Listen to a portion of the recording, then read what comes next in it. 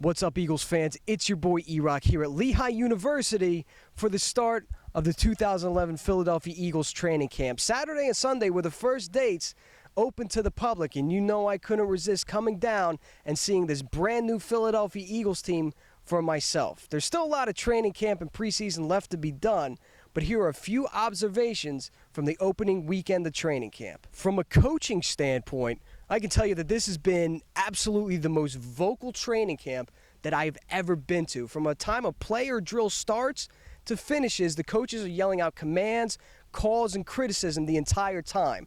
The most vocal of the group is definitely defensive line coach Jim Washburn, who is always encouraging his defensive linemen to stay up the field and be aggressive. Another vocal leader on defense is new defensive coordinator Juan Castillo. After every play, you can see him rushing in towards his defense, firing up those who made plays and correcting those who didn't. Antonio Rogers-Cromartie looks like the athlete and the playmaker that the Eagles wanted. Even though our number one and number two receiver aren't in camp quite yet, he's been glued to the hip of anybody that's been lined up across from him. I think he's going to be a fantastic addition to this defense. And the fact that the Eagles were able to pry away an additional second-round pick from the Cardinals makes this trade even more remarkable. Much was made this weekend of Casey Matthews, a rookie fourth-round pick, being thrown in at middle linebacker with the number one defense. Look, an honest assessment of Casey Matthews.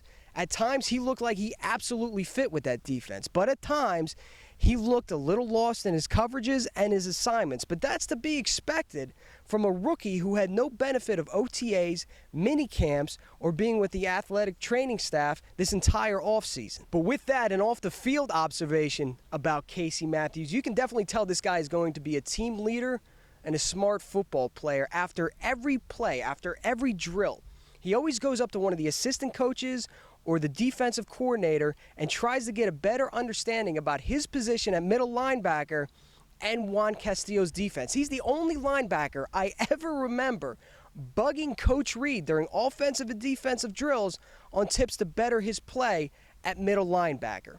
He's athletic, he's smart, he's instinctual, but he needs a lot of polishing up to do. But believe me, someday this guy is going to be a phenomenal football player. But for the time being, I firmly believe that the Philadelphia Eagles will add another middle linebacker before this free agency frenzy is over. Vince Young arrived here at Lehigh University Saturday and received a very warm welcome from the Eagles fans.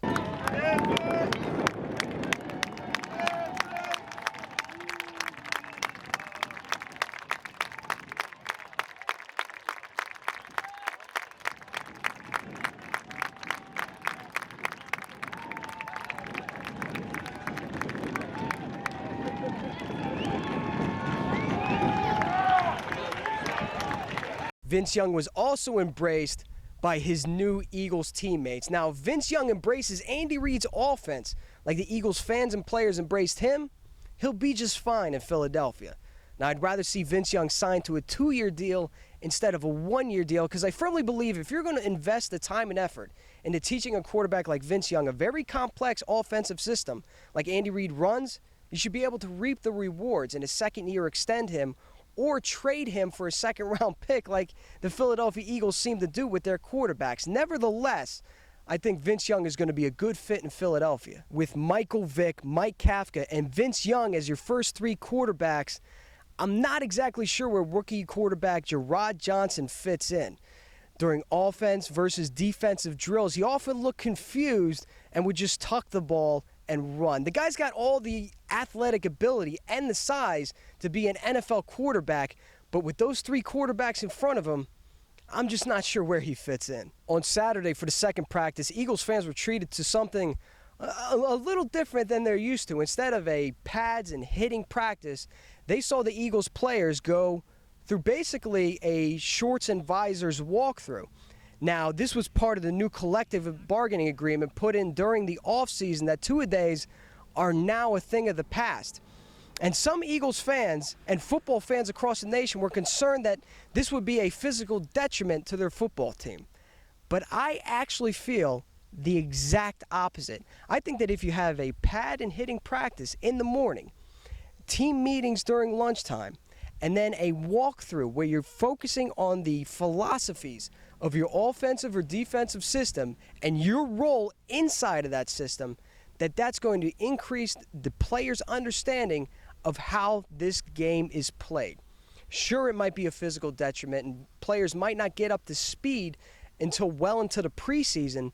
I think you're going to see smarter football. I think you're going to see people have a better understanding of their assignments within the scheme. All the meanwhile, avoiding unnecessary training camp injuries. On Saturday night, the Eagles signed free agent defensive tackle Cullen Jenkins as yet another piece to this Philadelphia Eagles defense. And if you're an Eagles fan, I don't know how you're not absolutely ecstatic with what the Eagles are doing on defense.